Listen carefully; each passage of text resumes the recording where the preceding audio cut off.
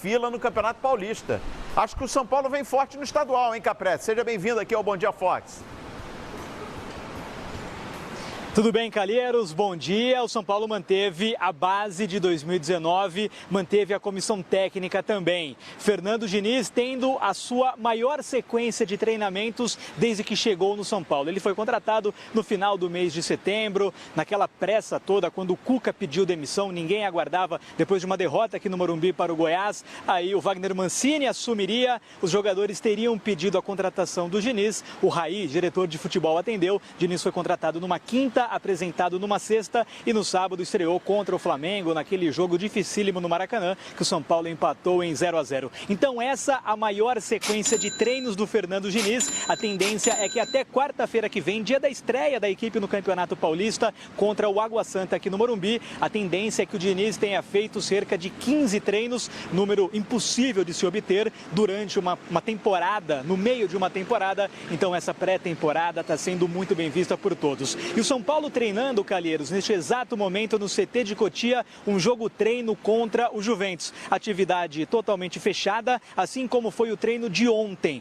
Na segunda-feira eu estive lá em Cotia e pude acompanhar o treino do São Paulo, um trabalho tático. As câmeras tiveram que ser desligadas, mas nós jornalistas pudemos assistir à atividade. Então eu trago agora o time do São Paulo que atua. Thiago Volpi no gol, na direita Juan Fran, Bruno Alves, Arboleda e Reinaldo na esquerda. O primeiro volante, Tietê, aí os dois jogadores por dentro no meio-campo, Daniel Alves e Hernanes, pelos lados do campo, Vitor Bueno e Elinho, e na frente o Pablo. O Diniz fez algumas alterações, alguns testes, por exemplo. O Tietê jogou como lateral direito em vários momentos do treino, no lugar do Juan Fran. O Daniel Alves, em nenhum momento dessa atividade de segunda-feira, foi lateral. Ele atuou o tempo todo no meio. O Everton entrou na equipe também no lugar do Elinho e até na lateral esquerda no lugar do Reinaldo. O Luan também atuou como volante e como zagueiro. O Shailon, jogador que retorna de empréstimo do Bahia, atuou também um pouco mais recuado. Ele que já chegou a jogar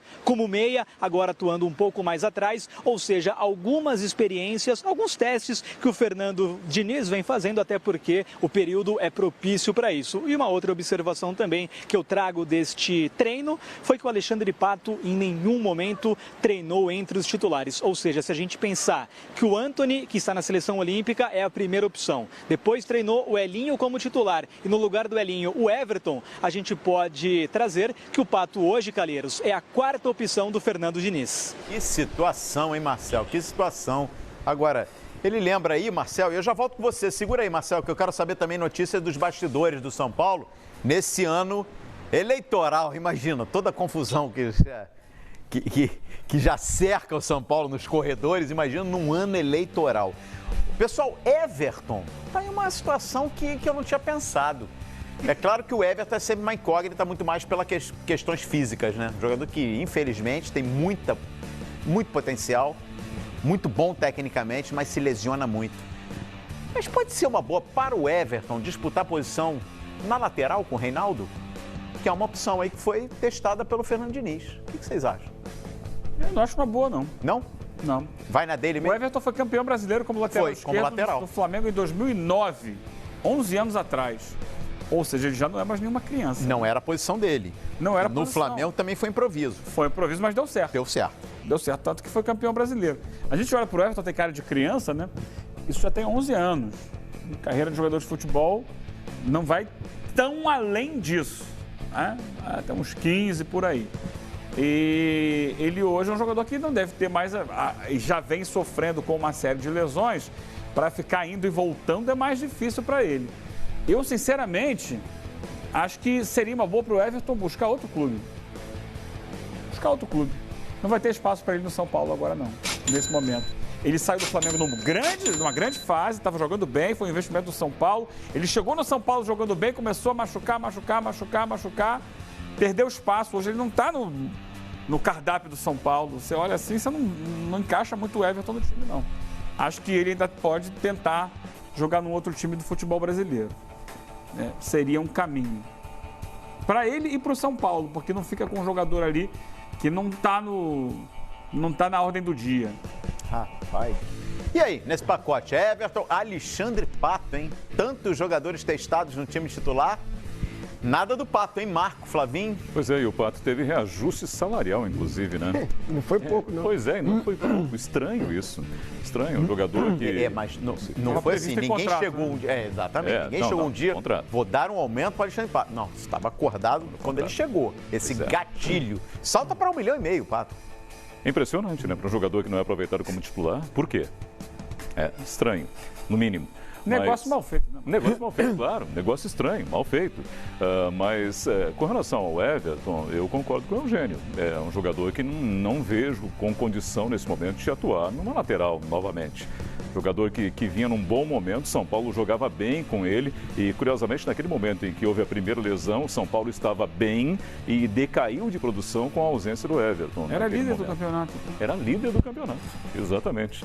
E com a perda do Everton, o São Paulo acabou também se desestruturando e não deu mais certo. É o processo inverso do Dani Alves, né? O Everton indo para a lateral caso ocorra essa possibilidade. O Dani sai da lateral e vai para o meio-campo. Vamos ver, eu estou curioso para ver se São Paulo, aí, com o período de treinamento agora do Diniz, vamos ver se São Paulo dá aquele salto de qualidade que se espera do São Paulo. Eu acho estranho o Everton de lateral, porque o Reinaldo fez um bom campeonato brasileiro. O Reinaldo foi um dos bons campeonatos, um dos bons laterais. Tem sido, né? Nos últimos. Então, não há uma dos artilheiros do time, inclusive. Não há uma deficiência, propriamente dita, na lateral esquerda para você ter de improvisar ou recolocar o Everton ali. Eu não acho que vá funcionar muito, não, porque o Reinaldo está bem lá. O São Paulo tem 2 ótimos laterais, o Daniel Alves e o Reinaldo. Quer botar o Daniel Alves no meio de campo e o Everton no lateral? Eu acho tudo meio esquisito. Com relação ao salário do Pato, isso chama-se nepotismo avícola. Porque o cara que faz... chegou a 1,5, viu, o cara que faz mas passou de 1 milhão. De Pássaro, não é isso? Passou de 1 milhão esse gatilho. É o cara que faz os contratos no São Paulo, não é o tal do Pássaro? Alexandre Pássaro. Alexandre, o que eu falei? Então os patos e gansos têm... O nepotismo vem daí. Nepotismo avícola. Tá bom. Vamos voltar lá pro Morumbi? Deixa eu saber do Marcel Capretes, justamente aí... Como é que andam os bastidores, né, do São Paulo? Porque, olha, é isso mesmo, ano eleitoral, hein? É o ano para o São Paulo definir, escolher o seu novo presidente. Existe a possibilidade do Marco Aurélio Cunha, que é um nome muito forte, né, nos bastidores do São Paulo, Marcel. Esse nome pode vir a surgir nesse processo aí como um dos candidatos à presidência do clube? Pode sim, Calheiros. Agora, ele se manifestou, disse do sonho que ele tem de ser presidente do São Paulo, disse que torcedores na rua pedem para que ele seja candidato. Agora, as eleições no São Paulo são um pouco diferentes, né? Não é o torcedor, não é o sócio que vota diretamente, tem que passar por um conselho.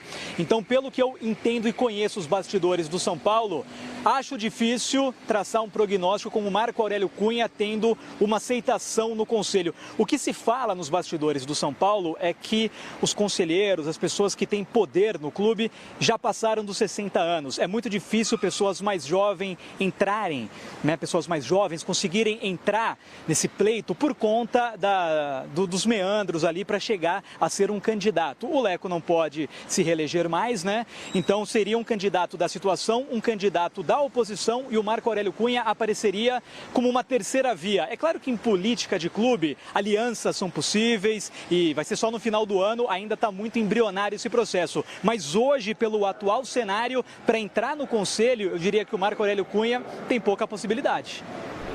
Legal. Valeu. Marcel Capretes está aí trazendo informações importantes também fora de campo, né? Que ultimamente tem pesado tanto no São Paulo. Valeu, Marcel. Marcel segue acompanhando o dia do São Paulo. Pessoal, olha que legal. Primeira semana do mês de novembro e eu já faturei mais de 35 mil reais. Mês passado, em outubro, eu fiz mais de 100 mil reais. E tudo isso com vendas automáticas e online. Se você quer saber como que eu faço isso, clica no link na descrição desse vídeo que eu vou te contar o meu segredo.